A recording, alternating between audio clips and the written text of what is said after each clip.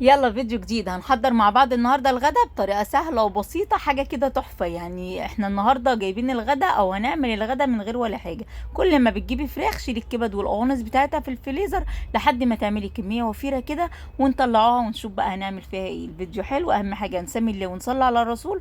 اللهم صل وسلم وبارك على سيدنا محمد. لايك وشير وسبسكرايب للقناه عشان يوصل لكم كل جديد. زي ما انتم شايفين كده، اول حاجه عملتها غسلت الكبد والقوانص ونقعتها بليمون وملح. الليمون حلو قوي بيشيل اي ريحه زفاره. اخدت بقى الحله ورحت على البوتاجاز، ميه مغليه وهنزل بالكبد والقوانص بعد ما شطفتها كويس. خلاص كده. بعد كده هنزل بقى بفلفل اسمر وملح وليمون، يعني انت خدي نص الليمونه اعصريها وانزلي بيها كلها زي ما هي زي ما انت شايفاها كده. اول ما يغلي هتبداي تشيلي الريم اللي عليها خالص وتنشليها بقى. انا عاوزاهم غلوتين اتنين بس.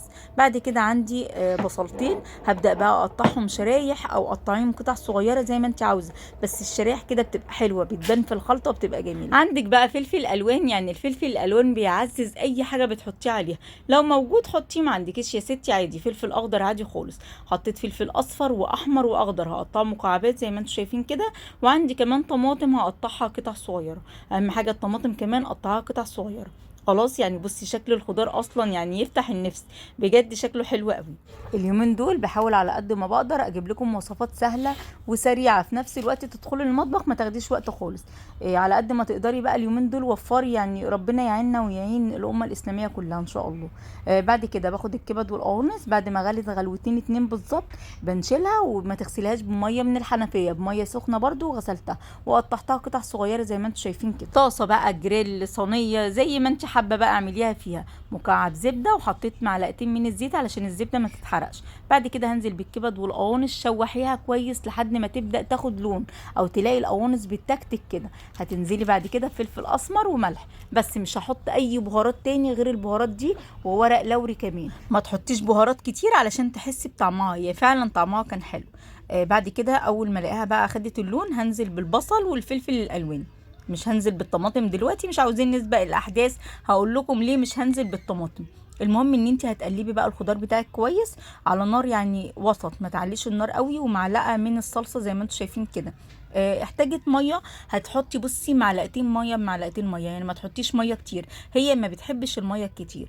هو البصل هينزل السوائل بتاعته والفلفل كمان هينزل السوائل. يعني انا هنا حسيت ان هي خلاص احتاجت بصي معلقتين ميه بمعلقتين ميه لحد ما تلاقي الخضار بتاعك استوى، والبصل والقوانص هي الكبده كده كده مستويه. بعد ما الاقيهم خلاص استوى هنزل بالطماطم، بس المقطع ده للاسف اتحذف مني غصب عني. هنزل بالطماطم. شايفين بقى انا ليه نزلت بالطماطم اخر حاجه؟ علشان عاوزه الخضار كله يكون مستوي ومش مهري. الفلفل مستوي كويس والبصل مستوي كويس والطماطم كمان. بس كده خلاص هطفي عليها وهقدمها بقى. قدمتها بالطريقه دي، شايفين شكلها عامل ازاي؟ بجد ريحتها وطعمها كانوا حلوين قوي. يعني اللي يشم ريحتها ما يقولش دي كبد وقوانص، لا طعمها وريحتها حلوين. قدمتها بقى بالطريقه دي. شوفي انت عاوزه تعملي جنبها بقى بطاطس محمره نواشف كده، يعني مش محتاجه بقى ايه حاجات كتير جنبها، هي عاوزه الطبق ده وخلاص. جرنشتها بكزبره. بصي انت بتاخدي اللقمه كده منها والله بتوديكي في حته تانية. طعمها بجد حلو، يعني بصي شكلها عامل ازاي، والخضار كمان مديها شكل كمان حلو.